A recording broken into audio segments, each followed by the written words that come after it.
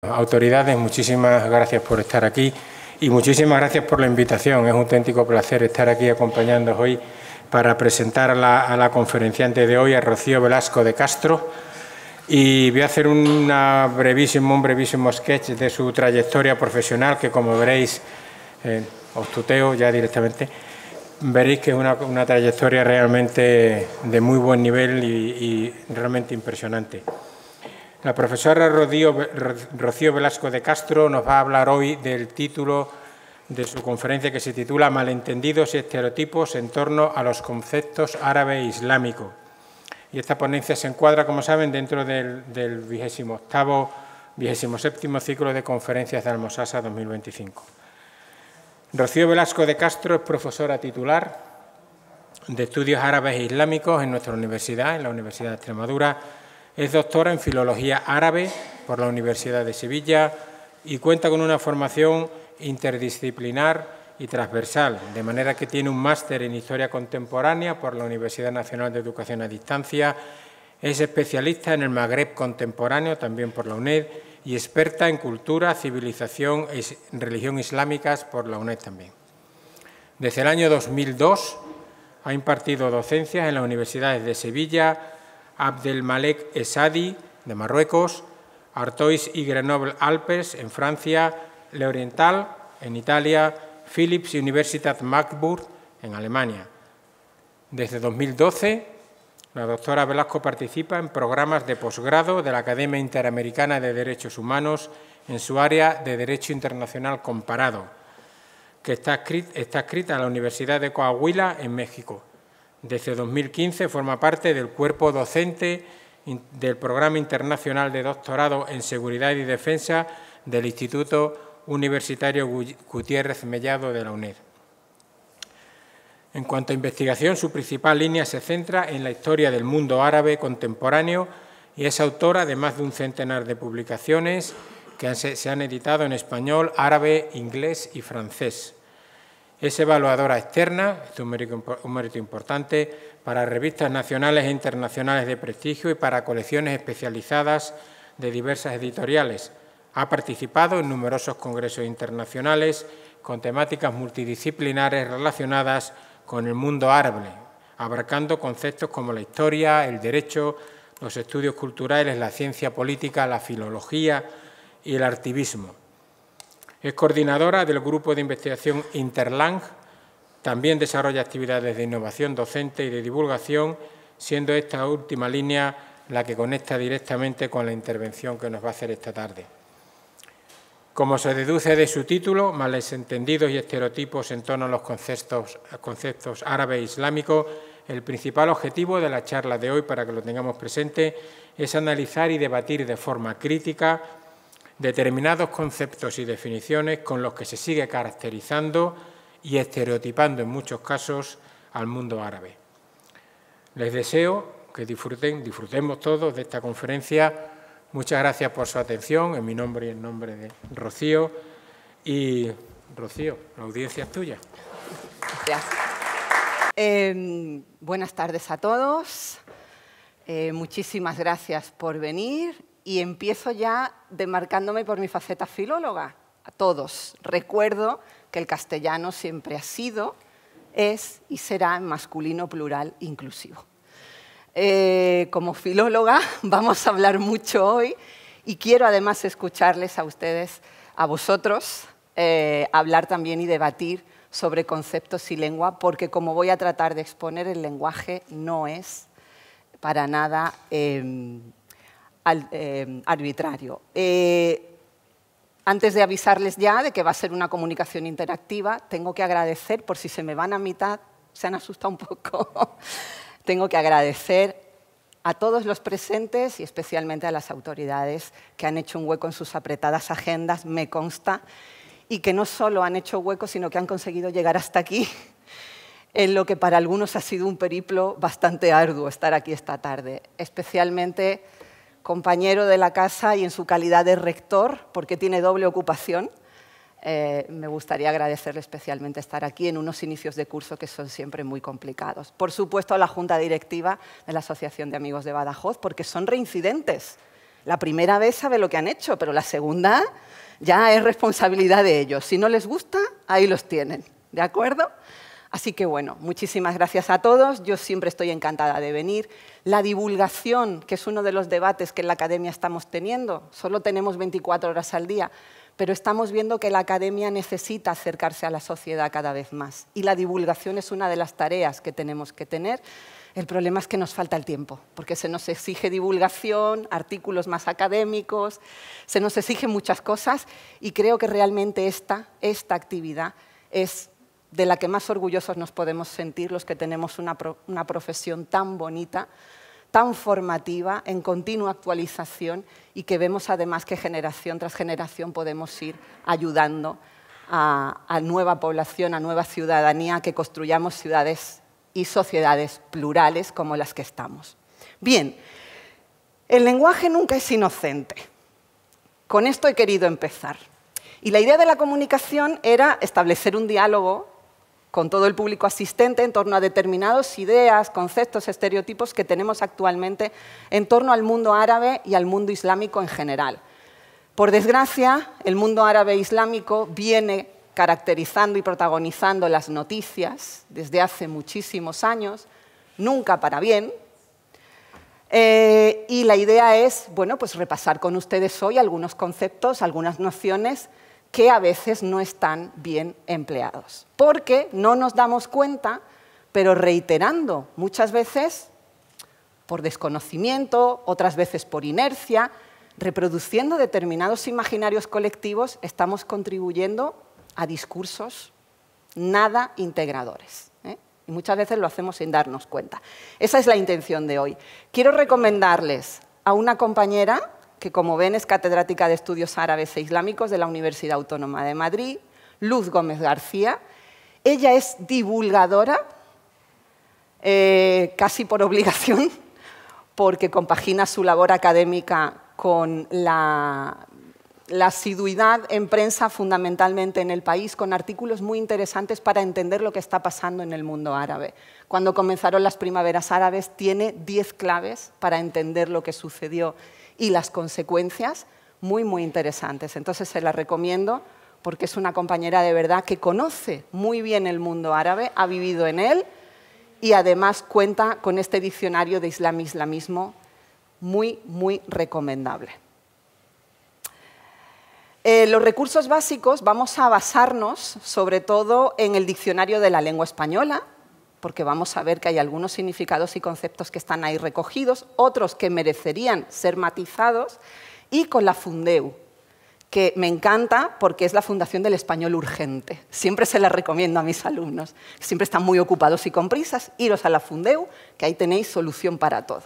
Y vamos a ver qué es lo que dicen estas dos instituciones sobre determinados conceptos y términos. Pero sí que me gustaría, sobre todo, muchas veces en televisión, yo sé que vamos como vamos, que las prisas, que la inmediatez de la noticia, pero muchísimos compañeros de profesión, en muchísimos textos periodísticos, en muchas crónicas, oigo determinados términos que están sacados directamente del francés.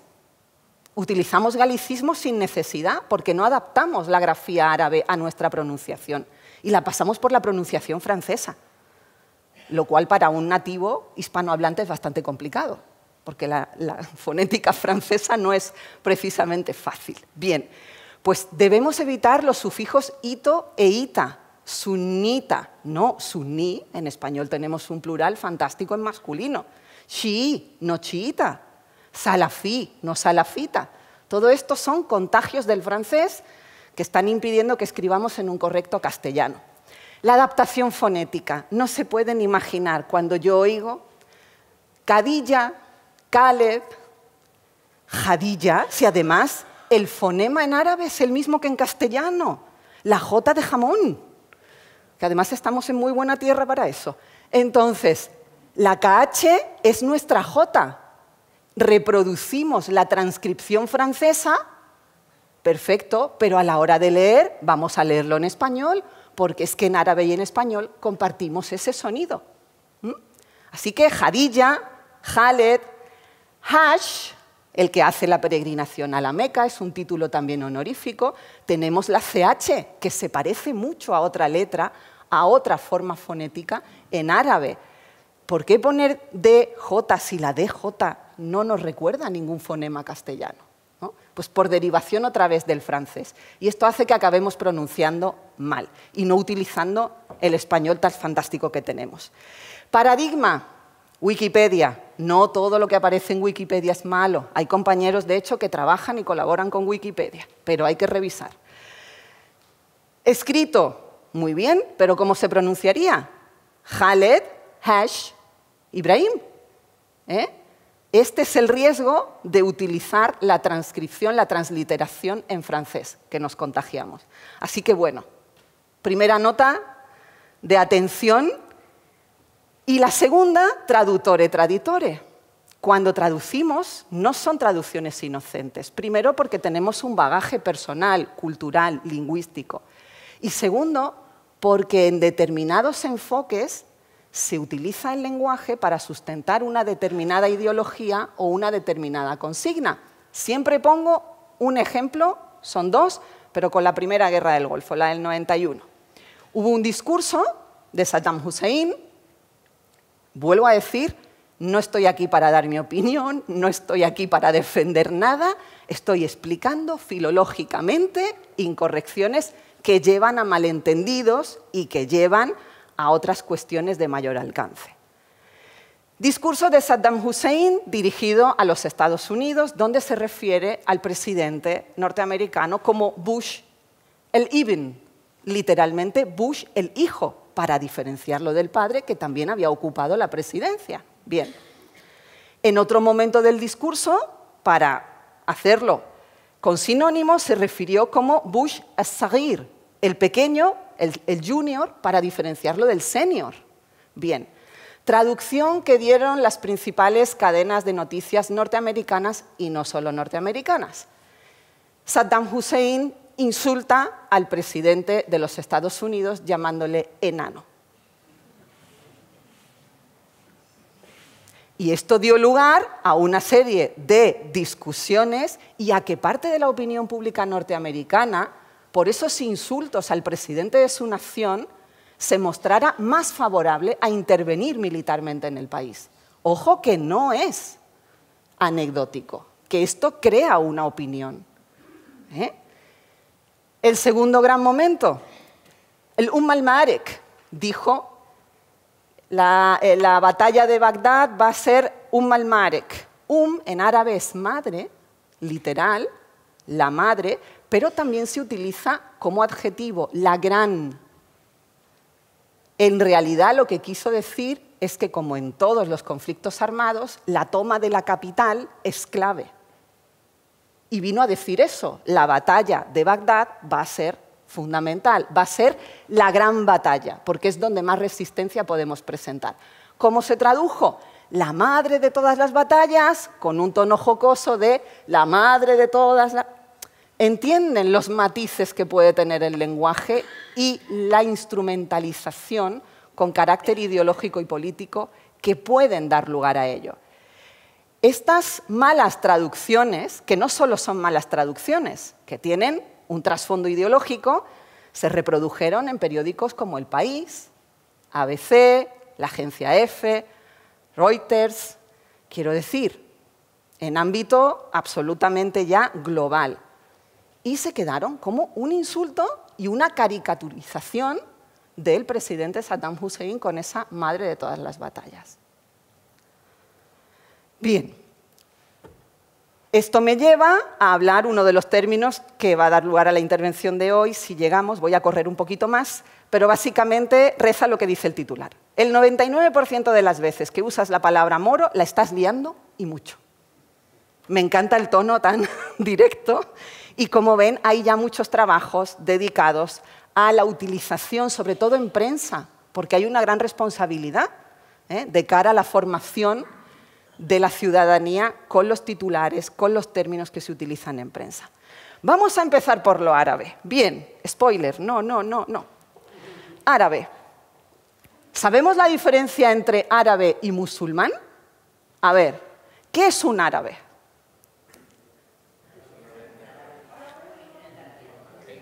Etnia, bien. Etnia, raza. Lengua, bien. Cultura, lengua, cultura, entra, bien.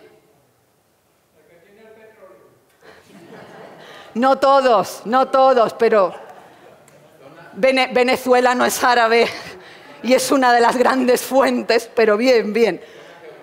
Zona geográfica, bien.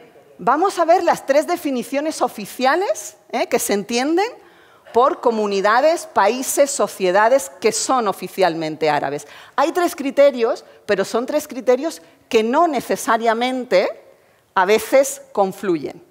Y de ahí también la gran problemática existente. Bien, primera denominación, etnia, efectivamente, el natural de Arabia o de comunidades árabes en diversos países del mundo, incluyendo las diásporas. Incluyendo las diásporas.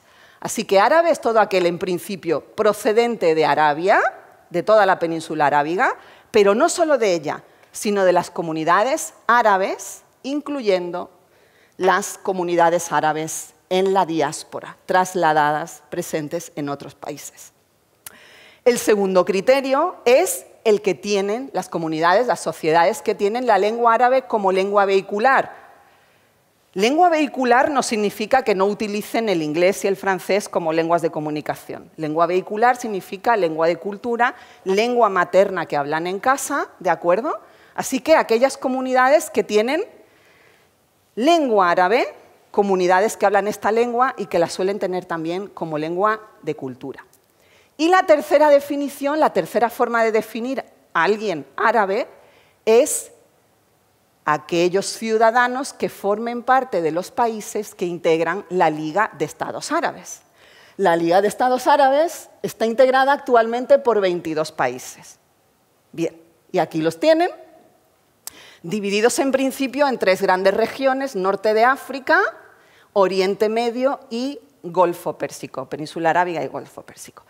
Pero aquí encontramos varios problemas, porque atendiendo a la etnia, por ejemplo, hay libios que se consideran árabes pero que no vienen de la Península Arábiga y son árabes. Tenemos a brasileños, ahora veremos las cifras, hay más de 12 millones de árabes en Brasil que se consideran árabes, pero nacieron en Brasil. Son de origen árabe, se consideran árabes, pero nacieron en Brasil.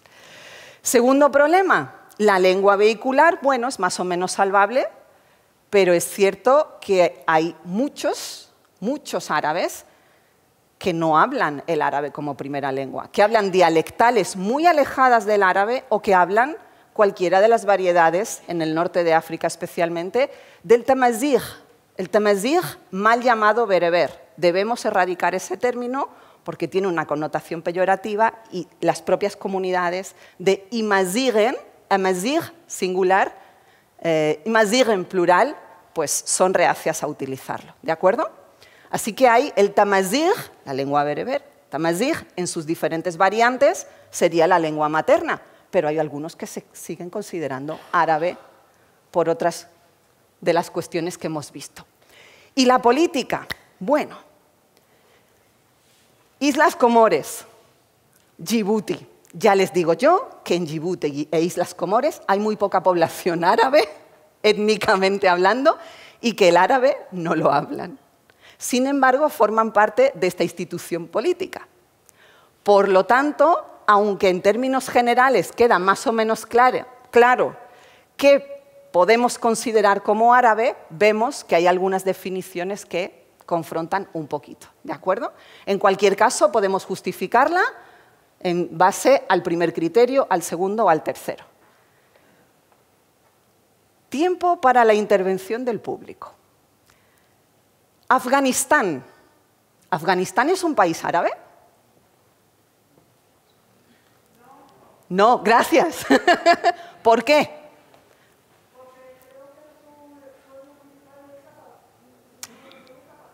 Exacto. ¿Qué se habla en Afganistán? La lengua mayoritaria es el pastún. Son pueblos asiáticos, no tienen nada que ver con los árabes y además no forma parte de la Liga de Estados Árabes. Correcto. ¿Y Turquía? No miro por ahí porque sé que lo vas a saber para que participen los demás. ¿Y Turquía? Turquía no. ¿Qué se habla en Turquía? El turco. Son turcomanos, son pueblos asiáticos y Turquía no forma parte de la Liga de Estados Árabes. Irán. ¿Qué se habla en Irán? El farsi, el persa, efectivamente. ¿Bien? Y tampoco está. Así que son criterios que nos pueden ir perfilando un poquito. En clase, siempre, siempre, siempre que les digo, dadme un ejemplo de país árabe, me dicen Turquía. Para mayor desesperación de la que les habla. Porque ahí hay mucho musulmán. Y ahí tenemos el primer conflicto y la primera falsa identificación. Bien.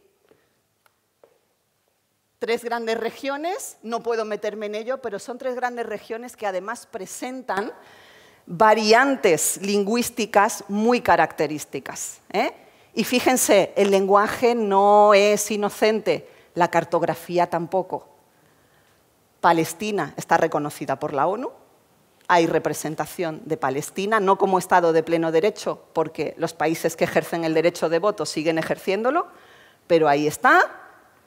Marruecos, sin el Sáhara Occidental, porque quiero recordaros que el Sáhara Occidental, según la ONU, sigue siendo un territorio en fase de descolonización. Por lo tanto, otro ejercicio que les hago a mis alumnos en clase es ponerles mapas y en función de estos 2 elementos podemos saber quién está detrás de estos mapas, qué intención se tiene con estos mapas. La población árabe, para que vean, para que veáis, soy andaluza, mezclo el usted y el tú continuamente. 12 millones en Brasil y subiendo. Más de 4,5 millones en Argentina, más de 3,5 millones en Estados Unidos, en Venezuela, en Colombia, en México, en Chile. Quiero decir, hay una gran diáspora y una diáspora árabe que se está expresando en español. Y es muy interesante, si les gusta leer, luego después de la conferencia les puedo recomendar un par de autoras chilenas fantásticas de origen sirio y palestino interesantísimas, que no están dentro de los programas de asignatura de literatura española. Y me da mucha pena. ¿Qué son los semitas? ¿Qué es el pueblo semita? Cuando hablamos de antisemitismo,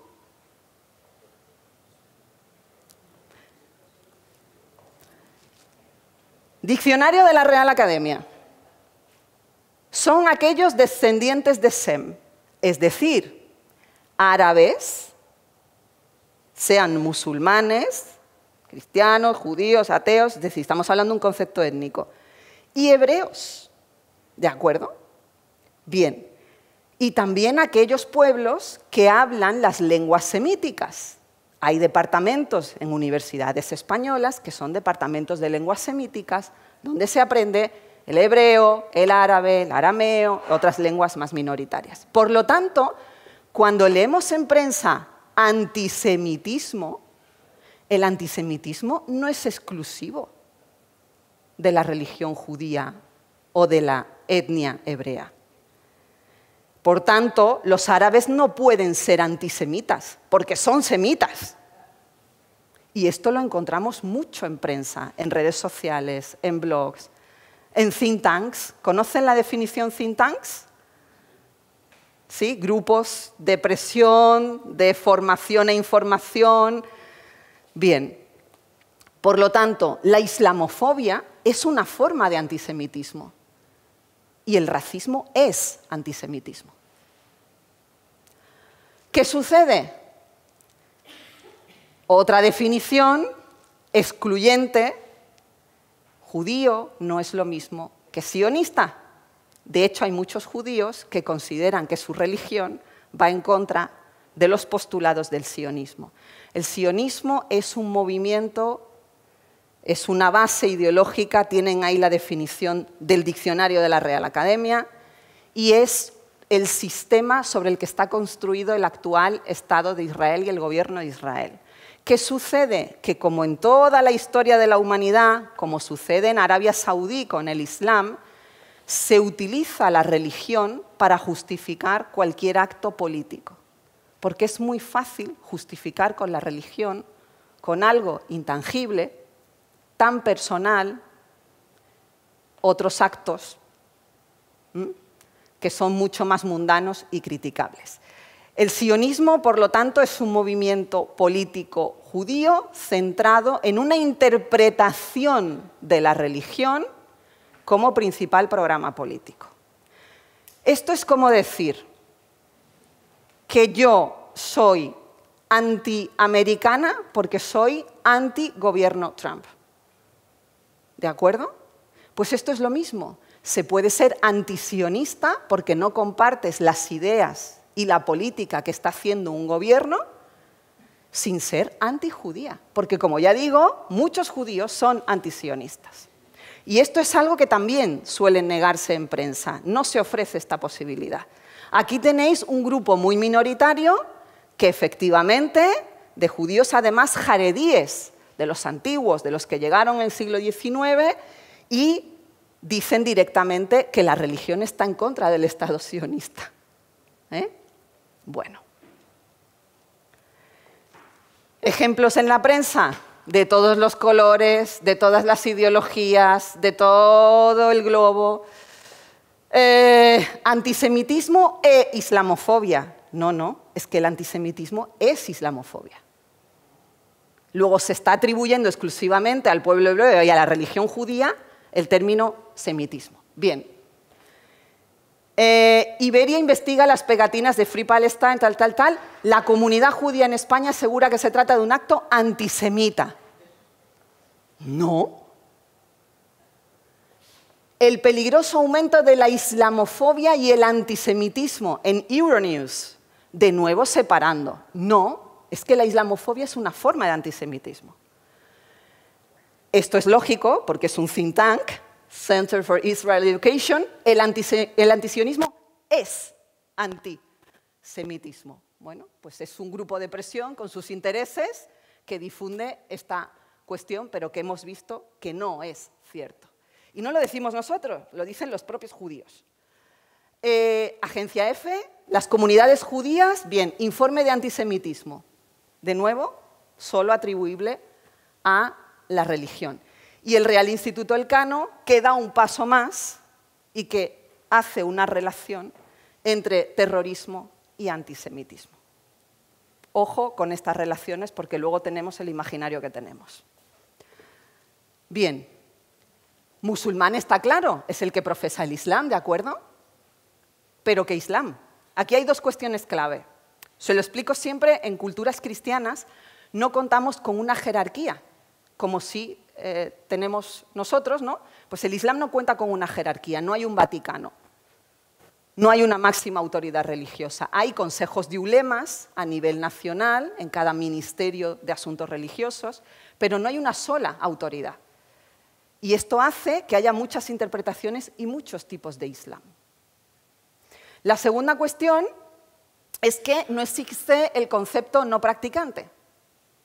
Yo soy musulmán porque me he educado en una familia musulmana con unas costumbres, una cultura y unas bases de religión, aunque no lo practique, pero no existe el concepto no practicante, ¿de acuerdo? Entonces son dos nociones importantes porque en algunos de estos países la libertad de conciencia impide que públicamente se digan que no son practicantes o que son ateos, porque está penado por ley. ¿Sí? Bien.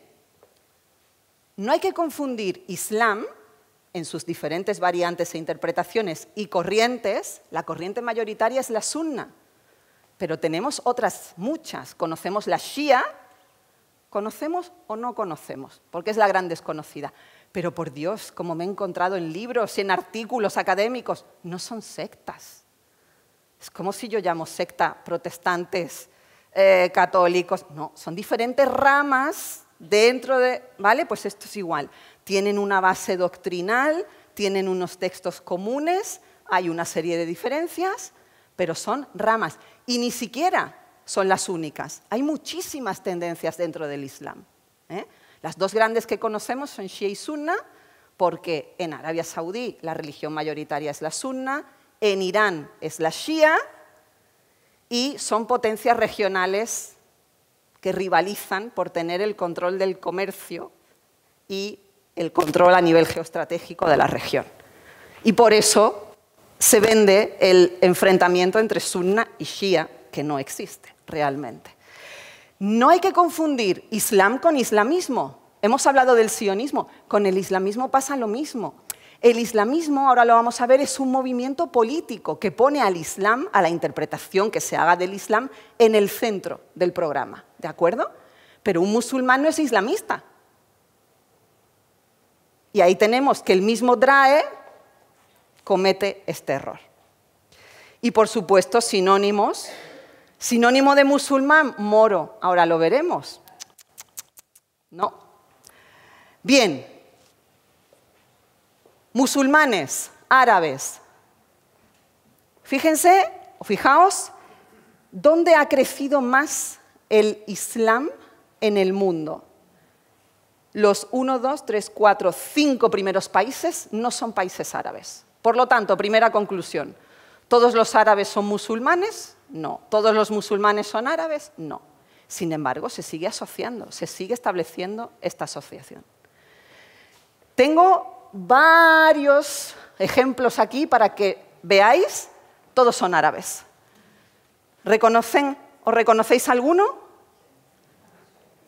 Omar Sharif. Bueno, pequeña anécdota. ¿Sabéis que Omar Sharif es cristiano, libanés, y que él no se llama Omar ni Sharif? Él se llama Miguel. Pero en una entrevista la tienes en YouTube con Ángel Casas, el programa de Ángel Casas. Lo trajeron porque, por historias, pequeño anecdotario, los hijos de Omar Sharif vivían en España, están casados con españolas. Y él venía mucho a Madrid. Entonces, le hacen una entrevista y él dice que no, que él quería triunfar en Hollywood y que entonces había un general norteamericano que aquello de Malcolm X, Panteras Negras y tal, se llamaba Omar, y dijo, bueno, las películas del oeste, el sheriff, pues ya está, Omar Sharif, y seguro que me conocen, y por eso adopto ese nombre artístico, ¿de acuerdo? Cristiano libanés. El de arriba, André Azoulay, el todopoderoso ministro de Hassan II, judío, marroquí, cuya hija está actualmente en la ONU ocupando un cargo importante y que muestra que las comunidades judías en el mundo árabe han sido muy influyentes y muy importantes. A la izquierda mía, la gran cantante del mundo árabe, Fairuz, cantante libanesa cristiana.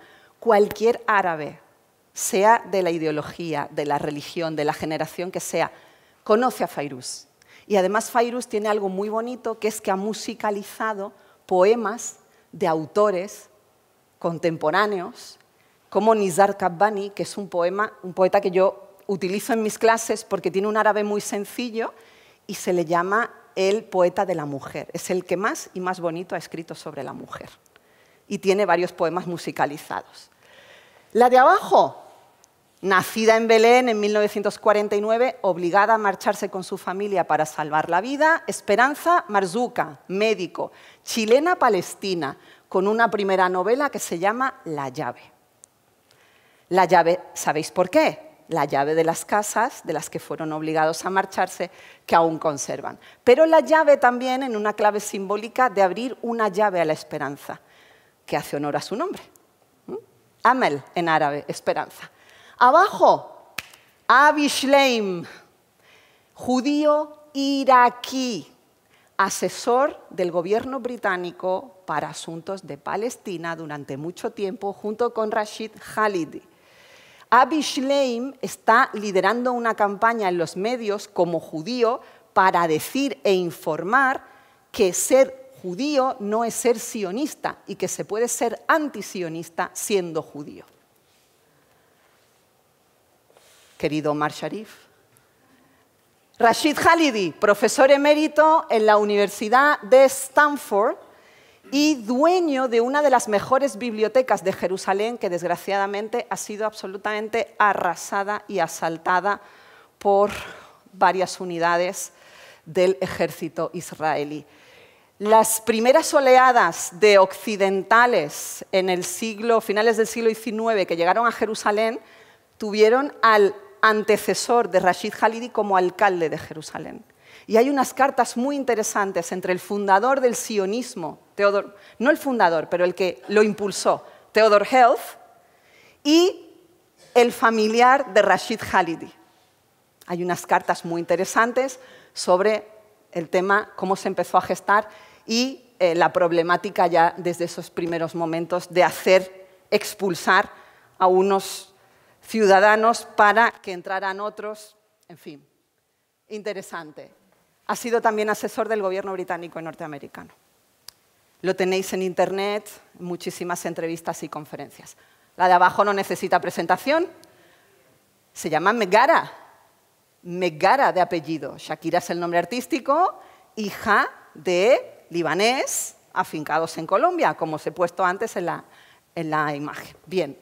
Así que no todos los árabes son musulmanes y, por supuesto, la mayoría de los musulmanes no son árabes. Aquí tenéis cifras, no me paro, lo hemos visto. Bien. ¿Qué sucede ahora con el islamismo? Movimiento político, ideología basada en una interpretación del Islam. Pues que a partir de esta brechita de aquí, del inicio del islamismo, que necesariamente no tiene por qué ser un movimiento reaccionario, hay programas y movimientos islamistas progresistas, los hay.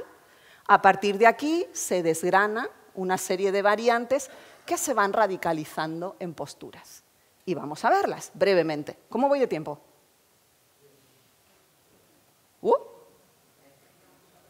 Yo es que cuando tengo público me crezco.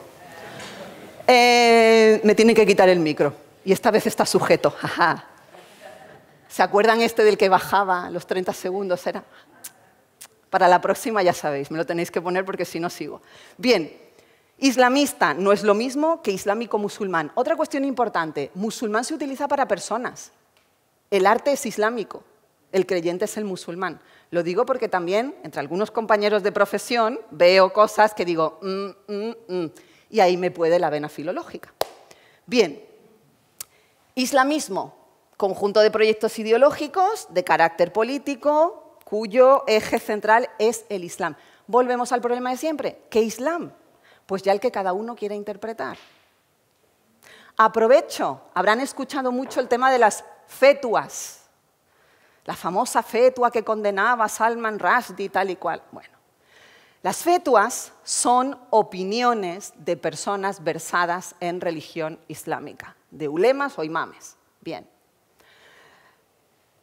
Las fetuas no dejan de ser una opinión personal, no tienen carácter vinculante, no tienen carácter jurídico. Yo puedo emitir una fetua, el de enfrente puede emitir otra fetua, el de al lado puede emitir otra fetua y pueden ser contradictorias. El problema es que en los medios de comunicación solo aparecen las de un determinado signo y no aparecen las otras. Hubo varias fetuas, por ejemplo, con la condena a Salman Rushdie, en muchas comunidades islámicas del mundo, condenando esa fetua y diciendo que eso no era el Islam. ¿De acuerdo? Pero es la idea más reproducida la que desgraciadamente queda. Bien. Y aquí hay una noción del diccionario que me interesa. Ideología que subyace al fundamentalismo islámico. ¿Tenemos claro la diferencia entre fundamentalismo e integrismo? En general, podemos hablar de fundamentalismo cristiano, fundamentalismo de derechas, fundamentalismo de izquierdas. Pues es algo que también tiende a confundirse. El fundamentalismo, de nuevo, no tiene por qué tener un carácter reaccionario. El fundamentalismo puede ser bueno, puede impulsar movimientos progresistas, porque consiste en volver a los fundamentos, a los orígenes de aquella ideología, de aquellas creencias, y a partir de ahí volver a construir un proyecto. Por lo tanto, fundamentalismo no tiene por qué tener ningún conato, ningún contexto peyorativo ni sinónimo de reaccionario. Sin embargo, el integrismo sí, porque el integrismo es trasladar esos principios originales tal cuales del siglo VI al XXI. ¡Pum! Las comunidades Amish, que al final hacen un poquito de trampa, las tiendas Amish, no sé si las han visitado en Estados Unidos, pero bueno, somos, pero hasta cierto punto, ¿no? Bueno, Arabia Saudí 3/4. Arabia Saudí tiene unos textos jurídicos para una cosa y luego una ley de comercio, la más moderna del mundo, ¿de acuerdo? Entonces, bien, pues esta sería una diferencia fundamental, que tampoco se tiene en cuenta cuando se habla de movimientos fundamentalistas. Y siempre se le suele poner el apellido de islámico. A partir de aquí, como ven, hay toda una amalgama de movimientos dentro del Islam suní que nos llevan al salafismo y al yihadismo. El salafismo viene de la palabra salaf, orígenes. No es necesariamente algo tampoco ni retrógrado, ni peyorativo. Lo que ocurre es que hay diferentes movimientos salafíes a lo largo de la historia. Hay un movimiento progresista que dio lugar en el siglo XIX al renacimiento árabe, se conoce como Nahda, la Nahda árabe, a través del contacto de Napoleón en Egipto, de toda la autocrítica que se hace en el mundo árabe, de lo que hemos ido a donde estamos, el progreso, cómo están avanzando las potencias europeas. Y hay una autocrítica, una Nahda, un intentar renacer, y se vuelve a las raíces, al salaf, que es lo que nos hizo grande una vez. La cultura, la civilización andalusí.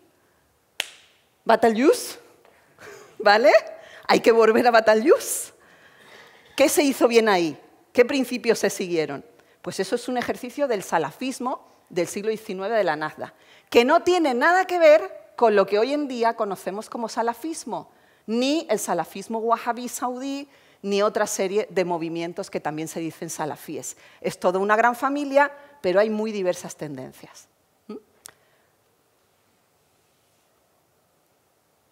Yihad. A ver, el árabe es una lengua, además de semítica, polisémica. Y además se deriva por palabras. Bien. El verbo jahada, ijtahada, ijtihad, significa el esfuerzo que todo creyente, la obligación que todo creyente debe hacer en su vida para adaptar la doctrina religiosa en la que cree a su vida cotidiana. En nuestro caso, los 10 mandamientos, el credo, el perdonar, Bien, santificar las fiestas no estaría mal, que estamos trabajando sábados y domingos, estamos incumpliendo un mandamiento, ahora que lo pienso. Bien, pues esto es el ijtihad, el esfuerzo tanto material como intelectual que un creyente musulmán debe hacer para adaptar la teoría a la praxis. ¿Qué sucede? Que ya desde las cruzadas a Tierra Santa y posteriormente, sobre todo en el norte de África, con la presencia de portugueses y españoles, siglo XV, esta yihad se entendió como una obligación de defender la identidad, la cultura, la lengua y la religión frente a aquellos que venían a erradicarla, a conquistar, a negar, a imponer. Y es entonces cuando la yihad adquiere un carácter defensivo.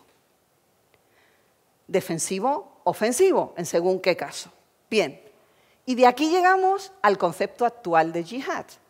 Porque si en principio es un término que se acuña con las cruzadas cristianas, luego pasa por yihad defensiva con el colonialismo, ahora la retomamos en la narrativa más radical islamista como concepto de obligación de guerra santa. Ni es una obligación, ni es una guerra santa, y además el Corán es contrario a la violencia. Hay una cuestión básica cuando vemos a todos estos shahides que se autoinmolan en nombre de Dios.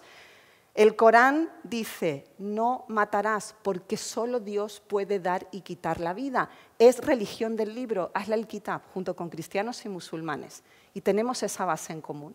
Por lo tanto, la persona que dice que en nombre de cualquier religión tiene el derecho de, está yendo en contra de esa religión. ¿De acuerdo? Bien, de aquí llegamos al terror, al terrorismo. Siempre oigo terrorismo islámico. Nunca oigo terrorismo ateo, terrorismo cristiano, terrorismo hindú. Siempre se le acaba poniendo ese apellido y eso contribuye a crearnos un imaginario colectivo negativo. Y llegamos al moro, hablando de negatividad. Yo sé que es por costumbre. Yo sé que ellos mismos, ahora vamos a ver un ejemplo, se pueden denominar moro y no tienen ningún problema porque hay una denominación geográfica de procedencia heredada del Imperio Romano. Bien. Pero a veces, sin querer, mantenemos en el diccionario de la Real Academia, ¿lo has bautizado o se ha quedado morito? Moros en la costa, ¿de acuerdo? Entonces, a veces, bueno, pues hay que tener un poquito de... Lo entienden, porque normalmente el interlocutor lo entiende, pero, bueno, en determinados contextos habría que ser un poquito más cuidadoso con el lenguaje. El moro no es el que profesa la religión islámica, no. El moro es aquel natural del África septentrional, es decir, del norte de África, el magrebí. Y el moro puede ser judío, cristiano, ateo. Así que, primera confusión del diccionario.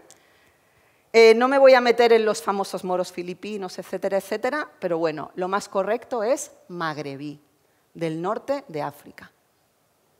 ¿Qué sucede? Que hemos creado una doble visión. El artículo de 1984 sigue estando vigente. Árabe rico, las petromonarquías, los que vienen a Marbella, ¿verdad? Que son los que luego compran terrenos privados en los que aparecen determinados imames y determinadas narrativas y tenemos el problema que tenemos, pero son petromonarquías y el moro es el pobre, el inmigrante, el que nos encontramos en la calle pidiendo. Bien, paradójicamente hemos cultivado las fiestas de moros y cristianos, lo hemos convertido en folclore, tenemos esa especialidad, convertir los conflictos. Por eso también la charla de hoy, convertir los conflictos en encuentros y en algo ecuménico y en algo inclusivo, porque estamos en sociedades plurales. Quien se crea en el siglo XXI, en 2025, que España es una excepción, está muy equivocado. Y tenemos el ejemplo, yo utilizo a Lamine Yamal, no a las fiestas de Lamine Yamal, a Lamine Yamal. Lamine Yamal es el colonialismo español. Suelo ir a clase con camisetas de fútbol. He descubierto que es una herramienta de innovación docente. El otro día buscaron en el mapa dónde estaba Camerún, porque traje una camiseta de los leones de Camerún. Bueno, Lamine Yamal es el colonialismo español. ¿De dónde es la madre de Lamine Yamal? De Guinea, de Malabo, colonia española. ¿De dónde es el padre? De Marruecos. ¿Y de dónde es Lamine? De Barcelona. Pues ya está. ¿De acuerdo? Los hermanos Williams que vinieron, que son más vascos que qué, suelo utilizar los deportes como reclamo. Aparte me gusta el fútbol. Mal empleado, término moros. Los moros que trajo Franco, bien, porque ahí hace referencia fundamentalmente a marroquíes. No es un término adecuado, no, pero sí es el término coloquial con el que la gente durante la Guerra Civil, la Guardia Mora, los moros, bueno, vale, pero los moros contra Franco, de mis compañeros, ahí aparecen saudíes, argelinos, que combatieron con la República, contra Franco. Palestinos, uno de los principales dirigentes del Partido Comunista Palestino, hay Partido Comunista en Palestina, combatió con la República contra Franco. En fin, que se sigue utilizando mal. Y las fiestas de moros y cristianos, que me encanta, porque mis amigos valencianos se pelean por ser moros, porque los disfraces son estupendísimos y maravillosos, son los más costeados de todo, ¿vale? Bien. Enfrente, fuera moros, los carteles que todos conocemos, el racismo y la reivindicación identitaria. Nos hemos olvidado Ceuta y Melilla. Pues ahí tenemos a Emilio el Moro. Aquí se me ve la edad, pero Emilio el Moro, con este tono jocoso, él reivindicaba su identidad melillense con su tarbús, con su fez, ¿de acuerdo? Así que reivindicación identitaria que forma parte también de la identidad plural española. Nabil el Moro. Os presento a mi amigo Nabil. ¿Lo conocéis? Pues Nabil, apodado el Moro, es un novillero marroquí, nacido en Pamplona, de madre extremeña, de Olivenza. Vamos a Plaza de Olivenza. El muchacho ya iba bien encaminado, ¿no? Bien. Pues él dice, su sueño es torear en la maestranza, como sevillana se lo agradezco. Bueno, la verdad es que nos han dejado pocas plazas, la verdad. Pero importante, el joven de apenas 20 años ya ha debutado, bien, sabe que su nombre le da un toque exótico. Fíjense el tono del periodista, exótico a su toreo, que tiene las miras clavadas en lo que haga y cuando pisa el ruedo, el moro, que como veis, el capote, se pone el moro, él sigue insistiendo y aunque no le incomoda, por eso se ha puesto él, pero se lo ha puesto él, ¿de acuerdo? Se lo ha puesto él. Y los interlocutores que se dirigen a él lo hacen con una intención para nada negativa. Él insiste en que tiene doble nacionalidad y que por sus venas corre sangre marroquí, aunque nació en Pamplona. No hay que elegir pasaportes, señores. Las identidades plurales están muy presentes, pero identidades plurales no solo de culturas, etnias, de una localidad a otra. Mi padre es cordobés, mi madre es de origen gaditano y hay chispas en casa muchas veces. Quiero decir, es que tenemos una riqueza identitaria tan maravillosa que a veces, bueno, pues obligamos a modelos únicos que nos llevan luego a lo que nos llevan. Y finalmente queda claro, creo, por qué no podemos llamar moro a un musulmán que es un árabe, qué entendemos por moro, qué sería un islamista según el español urgente. Por mi parte tengo un bonus track, pero no lo quiero utilizar. ¿Cómo voy de tiempo? ¿5 minutitos? Bueno, el bonus track es simplemente porque se están dando informaciones hoy en día un poco complejas. Vamos a ver. Yo me siento representada por, no sé, X asociación o X partido. Pues mire usted, no me siento representada, pero ese partido, esa asociación forma parte del arco político que existe en este país, ¿no? ¿Los palestinos se sienten representados con la Autoridad Nacional Palestina? Muchos de ellos no. Y la Autoridad Nacional Palestina es un conjunto de organizaciones de la cual sale Fatah, que es la que gobierna en Cisjordania. No tiene nada que ver con Hamas, que es otra organización de carácter yihadista que fue elegida democráticamente por los ciudadanos de Gaza. ¿De acuerdo? Han conseguido que dos territorios que en principio estaban bajo una misma autoridad palestina estén totalmente separados y sus responsables políticos no consigan llegar a ningún tipo de acuerdo. El problema es que tanto en la Franja de Gaza, como bien sabéis, como en Cisjordania, se sigue ocupando, conquistando un territorio que, según las propias Naciones Unidas, forma parte de la autoridad y debería estar bajo la Autoridad Nacional Palestina. Bien. Estos mapas, como no tenemos observadores internacionales que puedan estar sobre el terreno, porque ya bastantes tenemos con los periodistas que han fallecido, con cooperantes que han fallecido, en fin, no podemos saber cuál es la realidad actual, pero sí que desde luego, como les tengo tachados, hay zonas en el mapa atribuidas a la Autoridad Palestina que están bajo control y dominio militar israelí. Y cuando hablo de dominio militar son tanques. Y hasta aquí. Creo que les he lanzado suficientes temas como para que podamos debatir. Muchísimas gracias por la paciencia y la atención.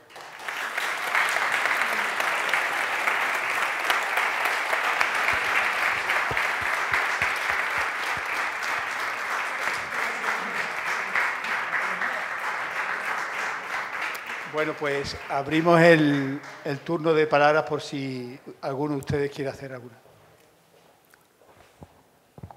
Hola, yo quería darte las gracias por la magnífica conferencia y, bueno, que es un lujo escucharte, pero son tantas cosas que son muy difíciles de retener, hay tantas denominaciones y me gustaría que como resumen, que nos pudieras aclarar la diferencia entre islámico e islamista. Yo tengo entendido que islámico puede ser arquitectura, cultura, etcétera, ¿no? Islamista es más bien llevar ese islam a la política, al derecho, etcétera. ¿Tú me lo aclaras? Sí. Y la otra pregunta es que los guías estos guías que recorren la Alcazaba tantas veces, de Amigos de Badajoz, pues muchas veces decimos la Alcazaba árabe, musulmana o islámica. ¿Cuál sería la mejor forma de referirnos a ella? ¿Alguna de las tres o las tres son correctas? Empiezo por el final, porque estoy mayor y se me olvida. He tomado notas, pero estoy como mis alumnos, que no me entero de lo que copio. Problemas de vista también de la edad, quiero decir. Debemos decir árabe islámica, porque acuérdate que musulmán es persona. Entonces, arquitectura árabe-islámica, caligrafía árabe, no necesariamente tiene que ver nada con la religión, caligrafía, arquitectura árabe-islámica, porque puede ser de cultura árabe, puede ser que refleje el islam o que no refleje lo árabe, por ejemplo, en Irán. Entonces, y la primera, tú lo has dicho perfecto, es decir, el islamismo es movimiento o ideología de carácter político normalmente, que toma el islam con una interpretación, a saber, del islam, y la hace el eje, el centro de todo el sistema. ¿De acuerdo?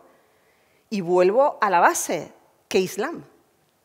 Ustedes saben que las mujeres africanas que llevan estos trajes tradicionales, lo que llevan arriba es el velo, ¿verdad? Es el hijab interpretado según las culturas africanas. Entonces, ¿qué islam? Ese es el problema. ¿Todos los movimientos islamistas son integristas, son reaccionarios? No, hay mucho movimiento islamista. Lo que pasa es que se ve solapado por aquellos otros que, por contrastes, como por desgracia estamos viviendo en un mundo absolutamente polarizado, entre blanco y negro, derecha, izquierda, arriba, abajo, que también esos polos se retroalimentan y que solo aparece una parte, la más radical, la más notoria, la más dañina. Nosotros, por esta construcción en torno al otro, también tendemos a subrayar esa parte para reafirmarnos nosotros mismos.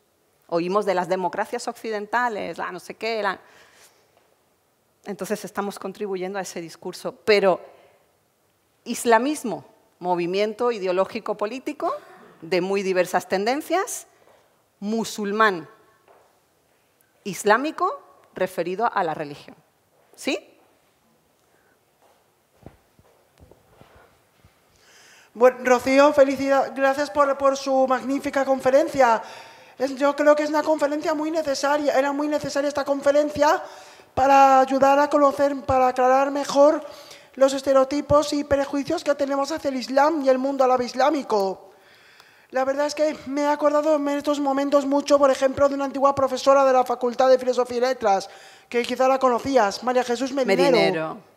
Ella me enseñó muchas cosas para despejar prejuicios hacia el Islam y animarme ahora a tener al diálogo interreligioso, que de hecho estoy dedicándome, colaboro en ese tema aquí en la Archidiócesis de Mérida Badajoz con mi amigo Pepe el Cura, Pepe Molino Losada.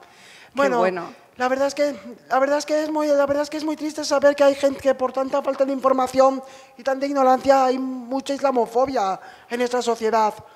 Hay una pregunta de todo lo que has dicho que necesito que me responda. Si antisemitismo no es sinónimo de odio al judío, al judaísmo, ¿cuál sería el mejor término más adecuado para denominar a quien odia a los ataques, por ejemplo, contra los judíos?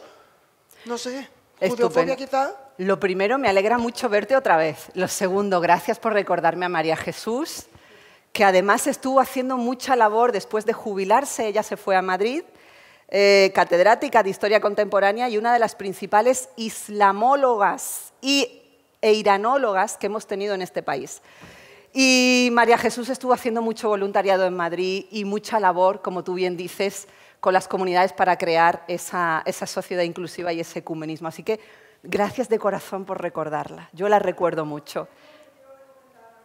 Perfecto. Para responder a tu pregunta, claro, antisemitismo no solo, no digo que no afecte al pueblo hebreo y a la religión judía, afecta, pero no solo a ellos. El problema está en cuando el lenguaje se utiliza solo para referirnos a los judíos y al pueblo hebreo y a los otros los dejamos aparte. Entonces, el concepto es, vamos a jugar con la fobia y la fibia, judeofobia,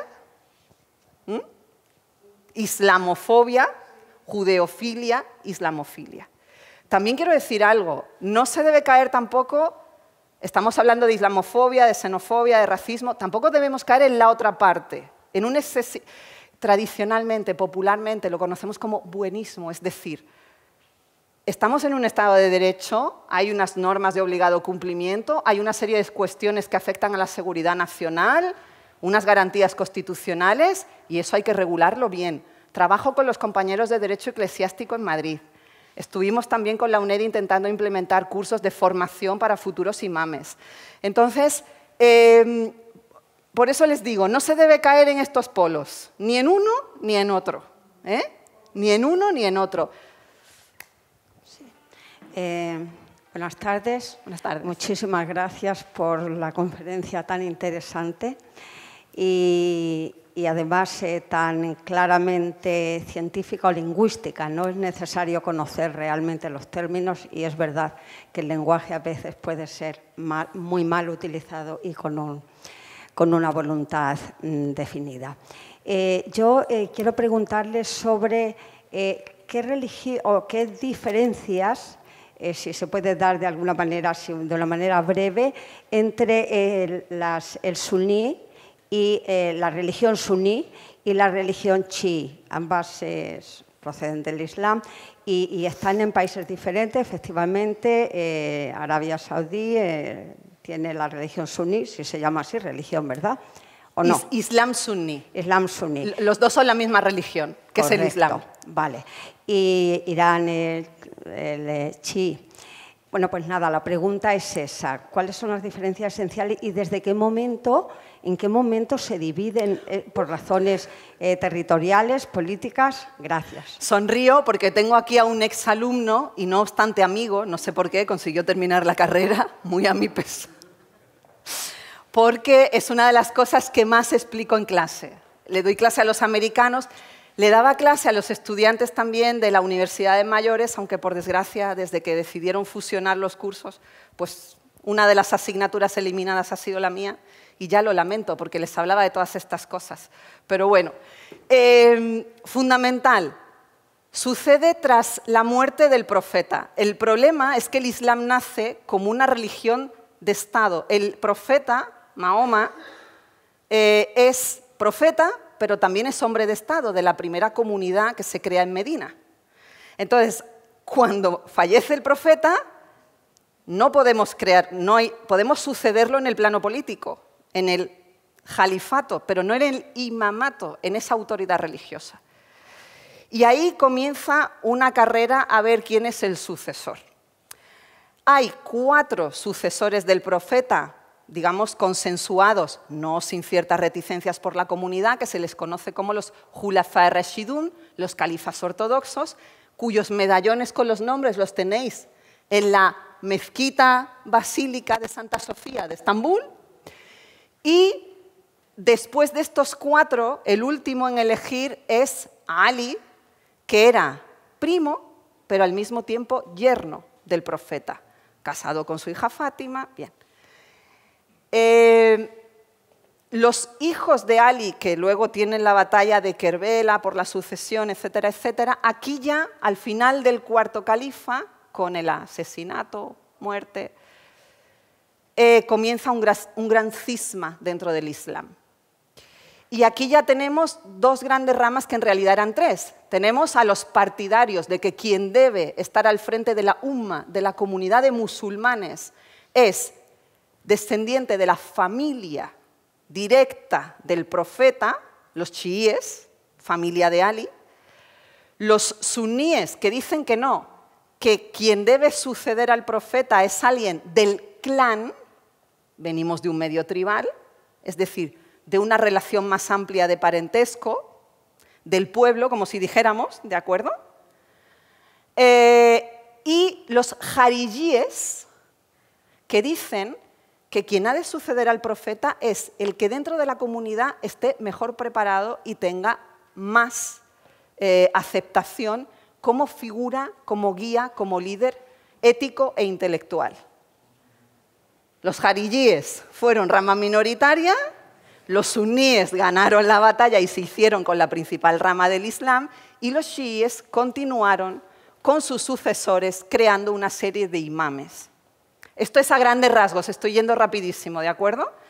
Pero esto hace que en países, a pesar de esto, tienen el mismo Corán, tienen un conjunto de tradiciones que se llaman los hadices, narraciones atribuidas al profeta sobre lo que dijo, hizo en un momento determinado. Son narraciones muy controvertidas porque el Corán, como la Biblia, no deja de ser un texto histórico, se escribe en un momento concreto y da para lo que da y se interpreta como se interpreta. Entonces, a medida que el Islam va formando parte fundamental de la vida, necesitamos tener unas bases. Y el profeta ya ha fallecido. Nos servimos de todo lo que tenga que ver con el profeta, estas narraciones. Y las narraciones chiíes suelen poner a Ali como ejemplo de muchos comportamientos, de muchas situaciones, como sucesor del profeta, mientras que los hadices suníes suelen utilizar a otras figuras del clan Quraysh de los árabes, ¿de acuerdo?